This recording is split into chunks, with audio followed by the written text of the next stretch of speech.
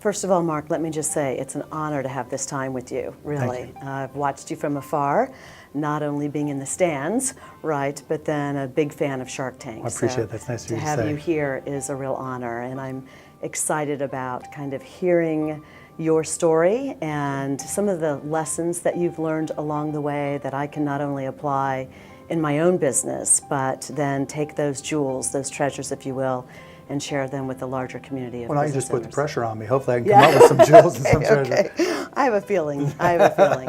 So I'm curious to know, because from everything that I've read, you don't come from an entrepreneurial family, right? Not really. My dad, you know, had various jobs and then ended up working for a long time doing upholstery on cars. So if you had a rip in your car seat, you took it to Regency Products in Pittsburgh, and my dad sewed up your car seat. Or, you know, back in the day, if you wanted to create a pimp mobile, they also did pimp mobile. So he was proud of that. Okay. So he had, you know, some crazy characters that he used to talk about.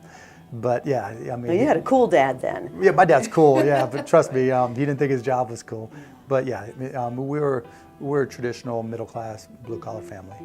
But you made some really early big shifts. I mean, most kids look forward to their senior year, right? To, you know, party and enjoy, and you passed basically, right? I mean, you Yeah, I skipped my opted, senior year. Yeah. Yeah, I always did everything back-ass half-words. You know, I like to challenge myself, and I went to Mount Lebanon High School in Pittsburgh, and I wanted to take business classes my junior year. Only they didn't offer any business classes, and so I decided I'd take some college business classes. But University of Pittsburgh didn't offer any real business classes either. So I said, you know, I'm going to challenge myself, and so I took a couple night classes at the University of Pittsburgh my junior year in high school. Did well in them and wasn't really challenged all that much at all. And so I just dropped out of high school, and instead of going back for my senior year, I went to the University of Pittsburgh and started taking classes there. And my buddies were like, "Where'd you go?" And it was just I've always tried to challenge myself. Yeah. And so, but I got to ask, I mean, really, where does that come from? I mean, what was going on? What conversations were you having in your head, or your parents, or who, that you said as a junior, I want to take business classes? I just think I've always been wired that way. You know, when I was 10 years old, I was taking baseball cards and repackaging them and having a little trade show for baseball cards in the local park. I was selling garbage bags door to door, you know, to get basketball shoes when I was 12. I was buying and selling stamps when I was 15 and 16. I don't know. I think as much as anything, I've always been very, very competitive, and I wasn't all that good an athlete. I was one of those kids that kind of blossomed late. When I was, you know, a sophomore, junior in high school, I was probably 5'9" and weighed about 15 pounds more than I do today. I had thick glasses instead of contacts. I remember the first time I got contacts. Actually, somebody just sent me a picture from Pittsburgh from a Sweet 16 party. I was actually 17, and it was the first time I'd worn glasses out in public.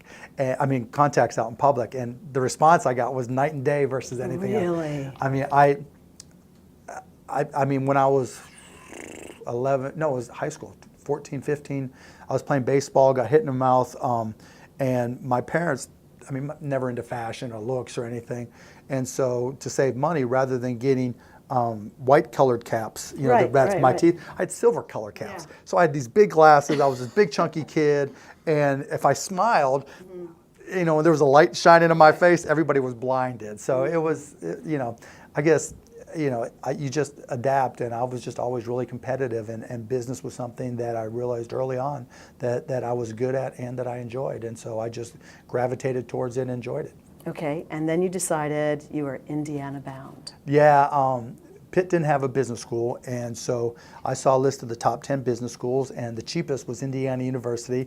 I applied, never visited the campus, and got in, and you know, showed up. Right, exactly. And that was it. And Kelly School of Business. Yeah, right? and actually I was undergrad, and so you know, showed up and lived on Shea One and Foster Quad, and it was a crapshoot, but it was one of the best moves I've ever made. Okay. And when I got there, again, trying to challenge myself, I thought, okay, you know, I'd grown over the summer, and so instead of being 5'10", 5'11", I'm 6'2". I'm growing into my body now instead of being the chubby kid. Right. You know, I have contacts now. I don't have shiny silver caps on my teeth. Right. And so I thought, okay, here's a new beginning. I'm going to be the floor president of Shea One, and I also decided that I was going to challenge myself. See, I like to create these funky challenges for myself. And so I decided that my first 2 years of college, I was going to take all the hard classes and not drink, so that by the time I was a senior in college, I could party like a madman and take freshman English. Okay. And so I went to register for senior level business classes and realized that, okay, I could take MBA classes. They didn't know that, but I just stood in line and registered for these MBA classes, got in, and did well. I mean, my freshman year, my first year semester at IU, I took graduate level statistics, and I thought, okay, if I can, you know, do well in this class, I can do well now. I got an A in it.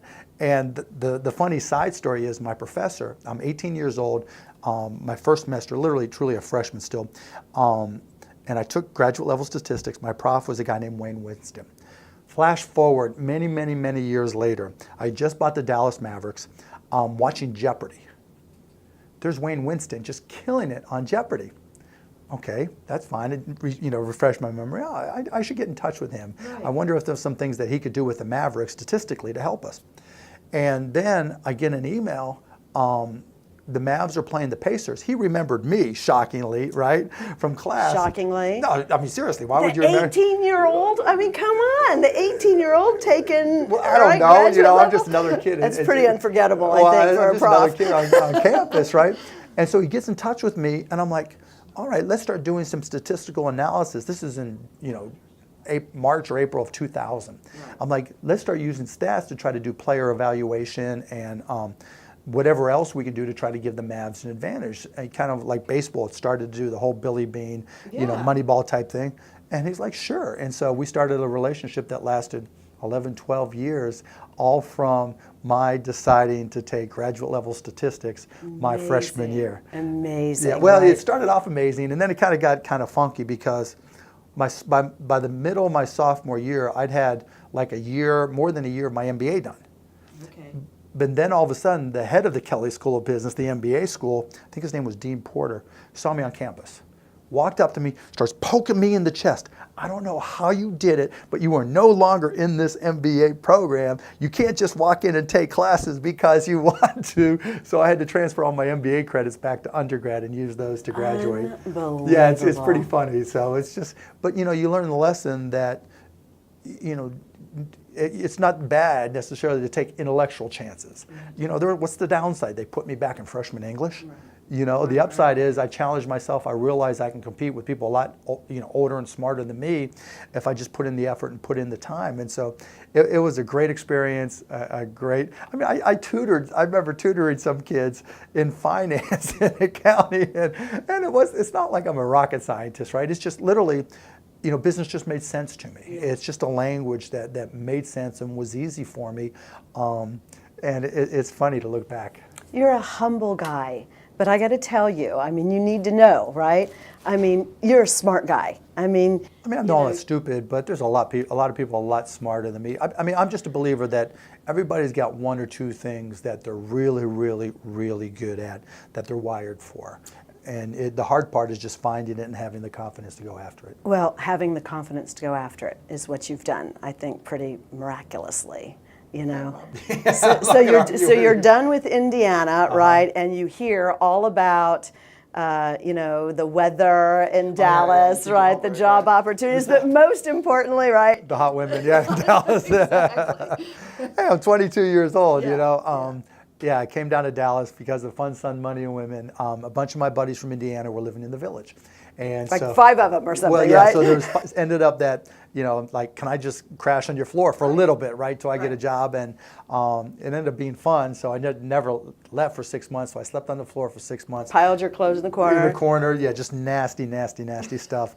You know, and got a job working as a bartender at night at a club called Alon's. Right. And then got a job working for a company called Your Business Software that I worked at for about 9 months till I got fired. Yeah.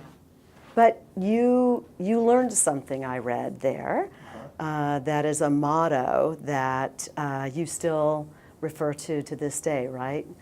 All sales. Sales cures all. Yeah, I learned a bunch of stuff. You know, it's funny how much you can learn from a company that's failing or a company that's not doing well. You know, I learned that sales cures all. I learned that RTFM, read the freaking manual. Yeah. You know, most people don't spend the time, particularly in the tech world, just to read. You know, the beauty of tech is that it's changing every minute of every day, and there's really two classes of people in the tech world: the person or people who invented it, and then there's everybody else. And other than the people who created the technology, everybody else is in the same boat. You know, if you just spend the time to learn whatever it is, well, you're competing with people who are having to do the exact same thing. Right. And by reading the manual, by investing the time to try to get up front on technology, you can be ahead of the curve because most people won't put in the effort. And then I also learned, you know, as you were mentioning, that, you know, in any company, that if the head of the company isn't focused on selling, there's a good chance that company is going to fail, right, because there's no company that's ever survived without sales. Absolutely. And they proved the point by going out of business. So a lot of people think that AudioNet, later named Broadcast.com, was your really big first win, but you actually I had some wins, a lot of wins before that. Yeah. So talk about. Well, I got fired from your business software about 9 months in, and took a customer from there and started a company called Micro Solutions. Right. And it was me, just me, basically. And I found an office that, well, actually, I worked out of my apartment in the village at the beginning. And what it was about was, you know, to the point I just mentioned, you know, technology comes fast and furious, and most people are afraid or don't take the time to learn or want help for whatever reason. And this was the early days of the PC industry, and I just put in the time and whatever it took. I couldn't afford my own PC, and so I would tell a customer that, you know, I'll learn the software, I'll install it, and I'll support it for you. You know, let me take your PC home so I can learn it, but I'll make sure it gets done. And then once you start learning a couple pieces of software, you get referrals, and I just grew the company and kept on growing and growing. And we made a couple right strategic moves. I always tried to ask myself, what's next? What's coming next? So with Micro Solutions, what worked out really well for us was, back then, it was common just to take a floppy drive and your floppy disk and just walk from PC to PC, and that's right, how you network basically. And I thought, you know what, that makes no sense. PCs are going to be connected up at some point so that people could share data.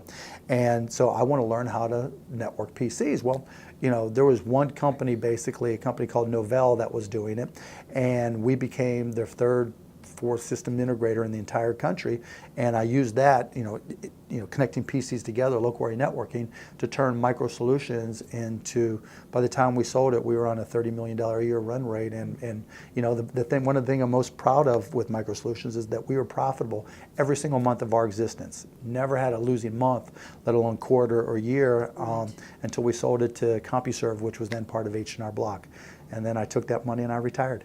Yeah. For a while. Yeah. Yeah, I bet you did. I bet you did. But you were setting yourself up for more fun, right? Yeah, I mean, that was the whole point. I mean, my whole attitude was work hard, play hard, and I didn't take a vacation for 7 years during Micro Solutions.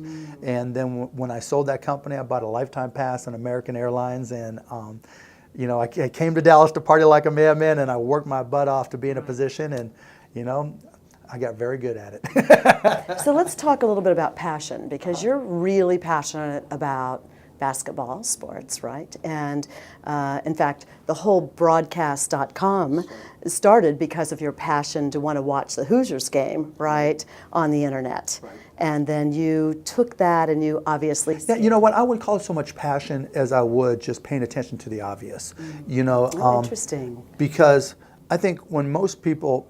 just the way I'm wired, when I see something, I always say, is that the best way to do it? Is that the only way to do it? I mean, it's weird. I mean, I'll be in a restaurant and I'll be thinking, my mind will work in the processes. It's like, I was at an event and I saw John Legend there, and we were listening to another band, and when you listen to music, what do you see? What do you hear? And he started telling me about how he hears the arrangements and how he would do things differently and how he would compose things differently. And when I see business processes, no matter what it is, I always say, okay, is this the way I would do it? Is this the best possible way to do it? What would make it more efficient? What would make it more profitable? Is there an opportunity? Are they doing it so wrong that, and this is the way it's always been done, that there's an opportunity for a new business? And and then the last part is, am I willing to do the work to make sure I'm right? Exactly. And so with Todd Wagner, who's one of my best friends, we would sit down and talk and BS about business all the time. And he came to me with, okay, some guy's trying to invent this thing using pagers to get scores and listen to scores. And I'm like, that's crazy. All this internet stuff is happening. You know, now when we listen to an Indiana basketball game, somebody puts a radio next to a speakerphone, and we get on the other side down here in Dallas and listen to it on the speakerphone. You know, there's got to be a better way. And so it was, you know, on one hand, because the fact I love to listen to Indiana basketball, or I'm a big fan, created the opportunity, but it really was the same way I approach everything, whether it's today or then. Is this the best process? Is this the best way? Is there a way to reinvent this? Is there a way to disturb it? You know, is there a way to completely disrupt him and put him completely out of business? And at that point, because the internet was brand new and I was still a tech geek, you know, I put the tech hat on. It's like, okay, let's see what we can do with the internet. So I bought myself a PC that I could dedicate. I put in the second bedroom of my house, you know, spent maybe $4,000 altogether, bought a faster connection to the internet, and just started teaching myself. And you know, that's how basically the whole streaming business, we didn't invent the streaming software, but we helped make it work, and we helped integrate it, and we basically invented the streaming industry. Right. Which 18 years later is kind of crazy when you think about it. It is. It is. So I'm curious to know, have you always had in your mind the notion that you've got to have an exit strategy, that you're going to build this? Okay. No. It's always been like my first company. You know, I'm proud of the fact we're profitable every month. It's how can you be profitable? To me, a company with an exit strategy is a company I want to avoid. Okay. Because you can't control your own destiny. Right. There's no assurances that someone's going to come along, and especially now, you know, here we are in 2013, the number of IPOs, you know, where companies are raising, I think the number is $60 million or less in the IPO, has dropped by like 80%. The only IPOs you see are, you know, private equity companies that, you know, took companies public and now are trying to cash out, you know, and they pay so much in fees to bankers that they basically buy their way into the IPO market. And so there's not really that progression that you saw in the 90s, which was build a company, make it profitable, and then go public. And then the internet bubble came along, and it was build a company, doesn't have to be profitable, right? And then take it public. And now it's build a company, or not even, it's come up with an idea, hopefully with sweat equity or you know, angel capital, start a company, get it going, and then try to raise more money from venture capitalists or angel investors, whatever it may be. Then do a Series A, then do a Series B. And because there's really no outlet for IPOs unless you just get enormous, like Facebook or LinkedIn or whatever, you basically have to hope you get bought or just be profitable. And the concept, it's tough enough to get a Series A or Series B, you know, from investors. That's tough, right? And let alone go out and get acquired. So if you're starting a company today, your goal better be to just be obscenely cash flow positive so you can put money in the bank and grow that company. Otherwise, your options start declining. You know, if you don't have, if you can't get the cash flow positive relatively quickly, you know, the idea of controlling your own destiny goes flying right out the window. And that's a huge problem that I think just the mindset today, it's just becoming bastardized, where it's raise money, and if I can raise money, that's an end game in and of itself. There's nothing that, the two things that I think that make me mad more than anything, excuse my French, piss me off more than anything, is one, when people enter contests, there's so many like entrepreneurial contests now, you know, that, oh, I came in third place, my business idea came in third place, you know, in this or that, or Disrupt or TechCrunch or whatever. Or, hey, I'm smart because I just raised money. If somebody's giving me money, it must be a good idea. It must, no, you know, because, you know, every angel investor knows that 50, 60, 70, 80, 90, maybe 95%, depending on who the investor and how they invest, 95% are going to go out of business. That's right. That's not a compliment that they gave you money. It just means you're part of the crapshoot, and you know, you don't know which number you are. Are you red? Are you black? Are you 18? Are you 93? Right? You're just a number, and so you better realize that the best equity is sweat equity, and raising money is actually a weakness, not a strength, because now you're beholden to somebody who just gave you that money. Right. You know, if I'm giving you Shifts money, everything, doesn't it? It sure does. If I'm giving you money, it's not because I like you, Right. right? It's because I have an expectation. Right. Okay, good enough. So let's do the shift now to Shark Tank. Okay. Right? Big fan, as Thank you you. well know.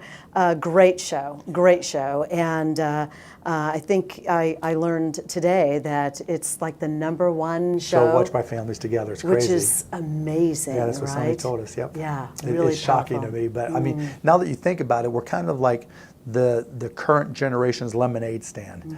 You know, it's funny because you have to fill out all kinds of permits to open up a lemonade stand when you're 10 years old, but you can watch Shark Tank and learn a lot of the same business principles and then some. And you know, as a parent, when you see, you know, your 9-year-old talking about valuations and discussing whether or not it's a good idea, not only does it, you know, encourage parents or get them fired up, you know, that hey, my son or daughter is interested, but it also, you know, it teaches and it also gives confidence that, look, if some of these folks that come on Shark Tank and start their own business, so can I.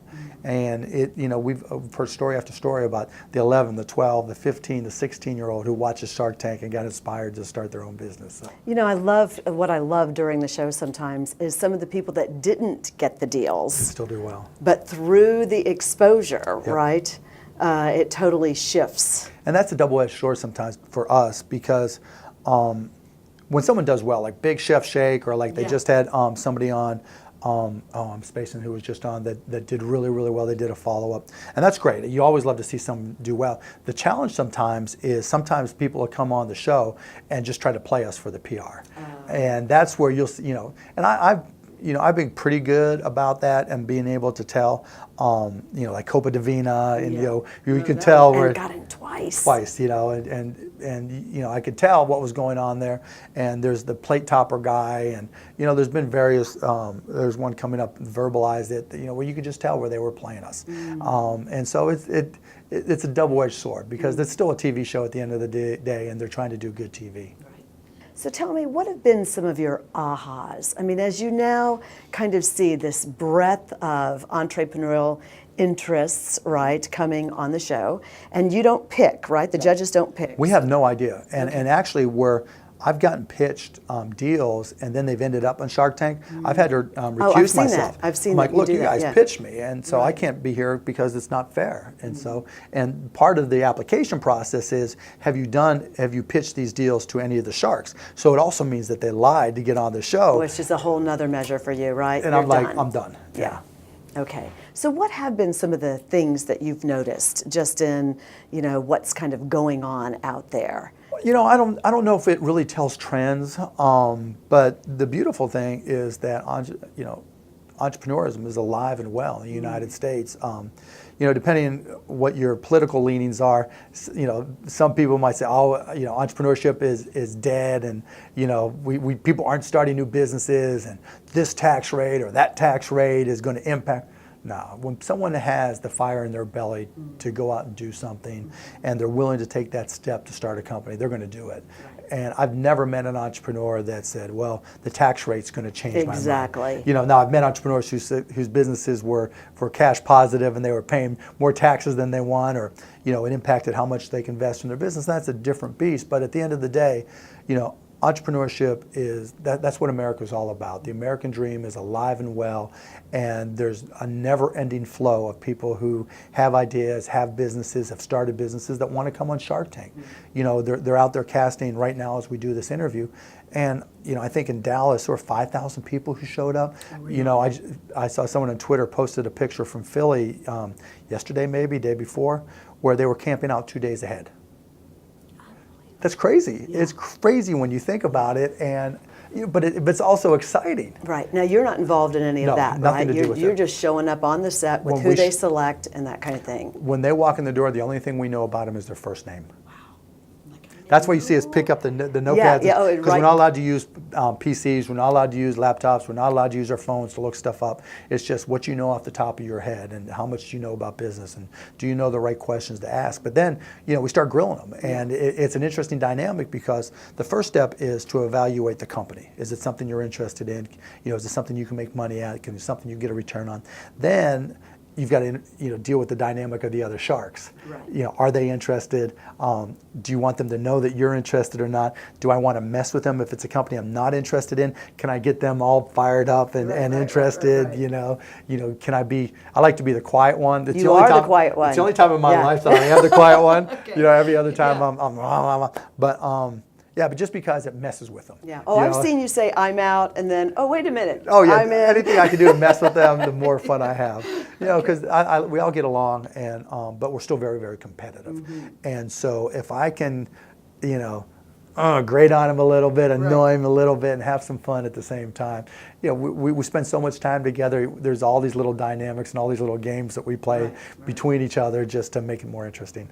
What if I offered you $1.25 million to sell the whole company? Mark, you're saying screw the other sharks. Yep. I like what you guys are doing. I want you to come back to me with a percentage. I don't want you to even talk to these guys. You're asking him to take that option with you right now and ignore us? You're not a very nice guy. It's not about me being wonderful. No, I have that title, thank you. It's about making a business decision, right? Hi, I'm Mark Cuban. I'm a bully. Look at me. What's that about, Mark? Like I said, guys, you got to pay to play. There's tension in this room, I can feel it. It's offensive.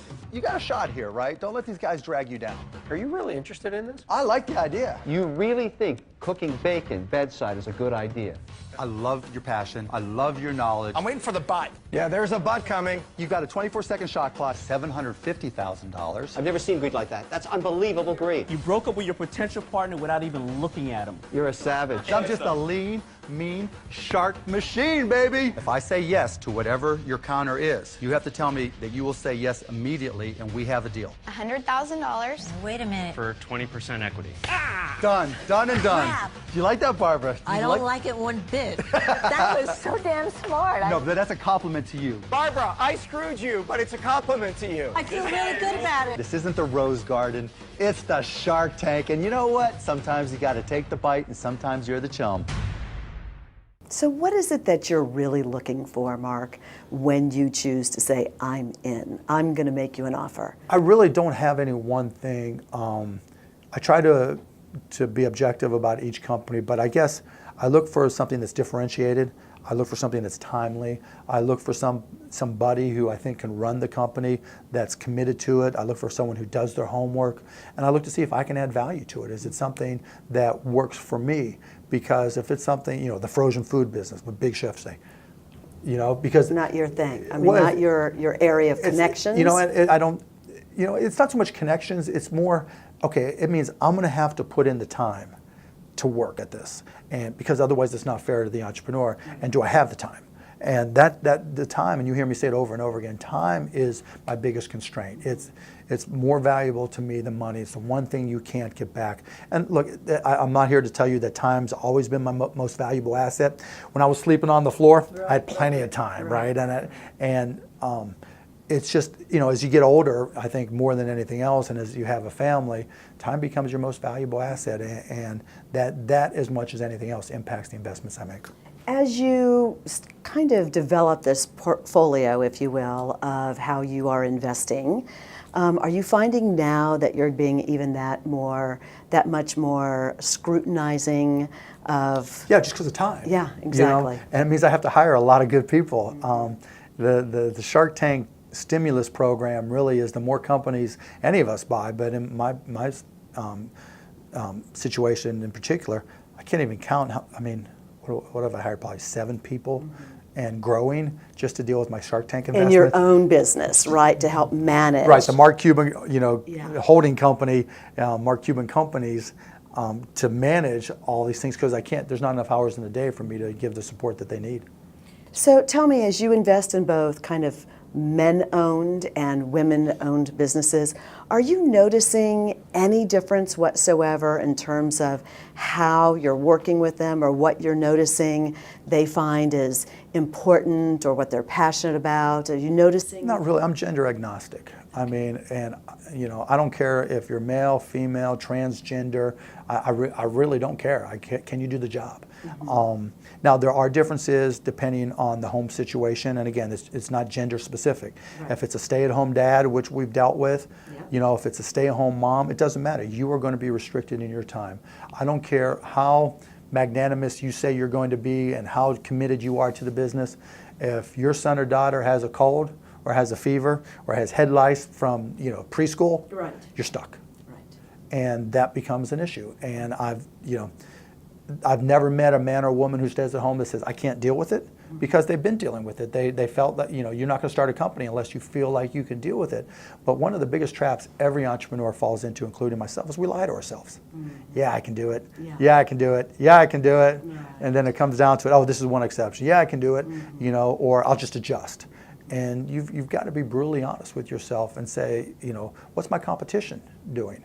Because it's not like competitors are saying, yeah, Mark's son Jake, he's sick today. Yeah. Everybody time out. Right. There's a sickness, so we're all going to take it easy. They're like, he's down, go. Exactly. Same thing I would It's do a to window of them. opportunity, It's a right? window of opportunity. So you've got to be honest with yourself and recognize that puts a cap on your time. And I'm a big believer. You've got to work like there's somebody trying to take it all away from you, because there is. Right. There's no company, there's no industry where, you're the monopoly. Congrats, in this day and age where it's less expensive to start companies because of technology costs. Right, exactly. And because you can outsource and you can do different things, and country doesn't matter. You can do it all here in the United States. It's so much easier, faster, cheaper to start a company these days that someone is going to bust your ass if you're not working hard enough, and so that's restriction. It's not a gender specific issue. It's a reality. It's a parent-specific issue, and I don't care who you are. You're not going to. And if you're that parent who can just turn your back, I'll leave him in the car. Yeah, right. Exactly. Then you got bigger problems. Right, I was going to say another reason why you want to stay away from that person. Right? Exactly. Okay. So how do you measure success? How does Mark Cuban measure success, not only in your own business, right, but those that you're investing in? Two different things, right? If I'm investing, I just want money. Right. Okay. Bottom line, you're looking at It's payback, right? Because I'm giving you cash. It's not like, do you have time to teach me how to play pool, right? And that's a good enough Do you return. have an internal formula on when you want that return back? No, because that's where I'm pretty open. Okay. I just want to know that there's that opportunity. A lot of the companies that I invest in, I'll create quid pro quo opportunities from my other companies. So, I'll invest X amount, but part of the deal is if you're a software company, like we use a company called nimble.com for our CRM, and I invested in them. And part of the deal is my companies get free software. Right. So that gives me it. a balance, to create an opportunity there. So no, it's money. Now in terms of myself, I was happy when I was poor. I wasn't going to stay happy being poor, but I had a great life. And for me, the definition of success is waking up in the morning with a smile on your face, excited about the day. And it doesn't matter how old you are. If you're 12, 24, 44, 84, if you wake up and that big old smile pops on, and it doesn't matter if you have to flick the cockroach away from the bed. If you're excited about the the day, right, you're successful. Because most people, they set these line item things that they define themselves by what they don't have or by what other people have. And to me, that's crazy. Always living for Something the else, next step. Right? And, they find themselves in this grind to try to attain things because they think that's what it's about, rather than just saying, okay, what makes me happy? When I sold my first company and I retired, it wasn't like I was going to live some lavish lifestyle. I was still going to live in an apartment or live in a house where, I was going to live like a student, basically. And I was fine with that. I didn't need a bigger, fancier car. I didn't need the biggest house. I didn't need the biggest anything. My car, I had the same car, whatever. I was just having fun. And as long as I felt like I was going to enjoy my day, I'm good. And now that didn't say, I still, as I was grinding through for 7 years without a vacation, I had my goals, but I was enjoying the process. Otherwise, you're not going to go 7 years without a vacation if you're not having fun. Exactly. So I want to shift and ask you a few personal things, right? So how has being married, being a husband, and now a father of 3, right? And your children are all under the age of 10. Okay. 3, 6, and 9. So how has that shifted Mark Cuban, the person, and Mark Cuban, the businessman? Oh, it's changed my priorities dramatically. I mean, now there's nothing more important than my kids. It's also changed the my approach to philanthropy, because before I would have said, okay, I can give away most of my money, no big deal. Now it's like, okay, just in case something's wrong, in case I have to fund some disease or whatever, right? It's all about my kids first. But the flip side of that is I waited.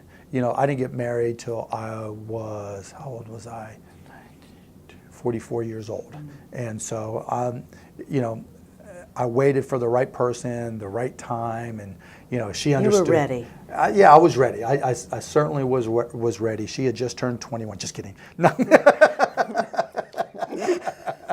She wasn't 21. She is today, though. She's holding on to that. Yeah, exactly. Yeah, she's going to be for a long time. For a long time. Good husband. You are a smart man. See, I told you were smart. Yeah, you don't look a day over. Yeah. But yeah, so I found the right person, and we're a great complement to each other. I've got the 3 best kids in the world, and you know, that's what matters. Yeah, it does make a shift, doesn't it? Yes, okay, good enough. And what is it that, I mean, how is networking in your life? How important is that in terms Networking is different for me because I can pick up a phone and get anywhere, you know, and I actually try to do 99.9% of my interactions via email. And I do it, and I don't necessarily recommend that for everybody, but I do it because I have so much going on that it all goes into my email, and it's like, okay, what did I talk about Sandra about? Da, da, da, da, da. Then I can just search. Exactly. You know, if I'm networking, oh yeah, we talked about, I'm going to forget, right? Because I have too much going on. Kind of keeps a trail for you, yeah, for a refresher. Yeah, exactly right. It's my tickler file. It's my, you know, it's a library and archive for me. Now, back in the day, I was wherever there were customer opportunities, I was there. And wherever I could connect to people and tell them about micro solutions in particular, or about AudioNet or broadcast.com, yes, you know, I was there. And it always came down, if I was selling to businesses, I can make you more competitive, I can give you advantages, and I can make you more profitable. Do you want to hear more? Right? And let me prove it out. And here's my customer list. And That's talk to powerful. Them. Yeah, Those talk are to them. 3 great nuggets, yeah, right? Talk to them, right? Yeah. You know, or if it was AudioNet, you know, the internet's going to happen. You know, do you want to be the one taking advantage of it to create new opportunities, or do you want your competitors to do it? Do you want to talk about it? I know you don't know anything about this because it's brand new, right? So you can believe it or not believe it, but let's talk about it. And so I always try to come up with something that was so compelling that it made sense for people to talk. And, you know, yeah, there was a lot of bullshit involved along the ways, you know. But at the same time, at the core of the business, I really tried to limit myself to things that were compelling and differentiated. Because in my businesses that I committed to, if they weren't compelling and differentiated, there's always somebody else who could come up with the same story and you know, undercut my prices, do a better job, whatever the case may be. And you know, one of my rules then and now was if describing my company versus yours or any other company, if I have to use adjectives that end in or est, I've lost you. I've lost. Right? Because say more. Well, you know, because if it's faster, better, cheaper, the best, right? Those are all BS terms, because the company I'm competing with, they're not saying, you're right. His is faster, his is better, his is cheaper, he's the best. No, let me tell you why my company is better, faster, cheaper, or whatever, and why he's wrong. So you set yourself up to, you know, just... It's the nickel and diming now, right? Well, yeah, You're it's just a putting that battle of words, comparison, right? You know, as opposed to, look, here's why they can't do it. Here's where we're differentiated. Here's why it's compelling, and we're going to preempt them. We're going to disrupt them, and here's why they can't respond. And go ahead and ask them. Ask them how they're going to respond. Right. You know, because then they're going to tell you, well, it's in our plans. They're not going to say it's there. And so that's always been a core for me. So when we started HDNet in 2001, when everybody was looking at high-def sets and saying, those things are too expensive, people won't have them. Well, you can't do anything about it. I know what's going to happen. Those are going to follow the same price performance curves of PCs. And so we were able to, start an industry. When we had Magnolia Pictures and we weren't selling movies the way we wanted to, I said, okay, let's change the window paradigm. We'll put our movies on VOD before they're in theaters to take advantage of the unique assets that we have. We own Landmark Theaters, we own Magnolia Pictures, so we own HDNet movies, and so we have these differentiated assets that are unique that you can't touch, and we can do things different. And so now, that was 7 years ago. Now the industry is just catching up, or trying to, and it's killed it for us. And so again, you've got to be careful not to lie to yourself. You've really got to be honest, particularly if you're starting a business, because so often I hear, well, I can do this better. What do you think the competitor that you're trying to do better than you? Right, exactly. You think they're just going to sit there and let you do it? They're going to do everything they can to, in Kevin's words, to squash you like a bug, right? And so you've got to be honest with yourself. Is it truly differentiated, and can you sustain that differentiation, and how are you going to stay there? And or the next excuse is, if I only had more money. Right. What 99.9% businesses don't fail because of more money. They don't fail for lack of money. They fail for lack of brains. Right. And you just haven't figured out what it is that differentiates you. So Mark, what would most people be surprised to learn about you? I'll tell you what most people, I think everybody thinks that someone in my position just go, go, go, go, go, go, go, go, go.